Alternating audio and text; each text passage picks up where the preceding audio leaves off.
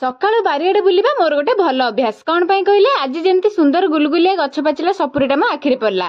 ମୂଷା ଭାଗରେ ପଡିଥିଲେ ସେ କଣ ଛାଡିଥାନ୍ତା। ବାହାରକୁ ଯାଇଥିଲେ ମୋର ଜଣେ ସବସ୍କ୍ରାଇବର କହିଲେ ଭିଡିଓରେ ଆସିବେ, ତ ସେଠୁ ଫେରି ଫ୍ରେଶ ପାଇନାପଲ ଜୁସ୍ ଟା ବନେଇଲି। ଆଉ କଣ କେକ୍ ବନେଇବା ଭୁଲଟା ପୁଣି କରିବି। ଜୁସ୍ ଟା ଏତେ ମିଠା ଥିଲା ଯେ ଚିନିର ଆବଶ୍ୟକତା ପଡିଲାନି। ଏବେ ଆସିଲା ଅସଲ କାମ। 4-5 ଦିନ ହବ କୁକୁରଟା ବର୍ଷାରେ ପଡି କଷ୍ଟ ପାଉଥିଲା। ମୁଁ ଜାଣିବା ପରେ ତୁରନ୍ତ 1962 କୁ କଲ୍ କଲି, ସେମାନେ ଡକ୍ଟର ପଠେଇଲେ। ଯାହା ହଉ ଘର ପାଖ ଭାଇମାନେ ସାହାଯ୍ୟ କଲେ, ଡକ୍ଟର ତାକୁ ଇଞ୍ଜେକ୍ସନ ଦେଇଦେଲେ। ମ୍ୟାଟରଟା ହଉଛି କିଏ ତାକୁ ନିର୍ଦ୍ଦୟ ଭାବରେ ବାଡେଇ ତା ହାଡ ଭାଙ୍ଗି ଦେଇଥିଲା। ଏମିତିରେ କଳିଯୁଗ, କିଛି ତ କହିହବନି। ପାଟି ଚୁପ୍ କରି ସାବୁନ ପାଣି ଯୋଗେଇଦେଲି। ଆଚ୍ଛା, ବୁଲା ଜୀବଜନ୍ତୁକୁ ଯଦି ଏ ଅବସ୍ଥାରେ ଦେଖିବେ 1962 ହେଲ୍ପଲାଇନ ନମ୍ବରକୁ କଲ୍ କରିବେ, ଗଭର୍ଣ୍ଣମେଣ୍ଟ ତା କାମ କରିଦବ। ଟ୍ରିଟମେଣ୍ଟ ପରେ ତାକୁ ମୁଁ ଆମ ଚାଳ ଘରେ ସ୍ଥାନ ଦେଇଛି।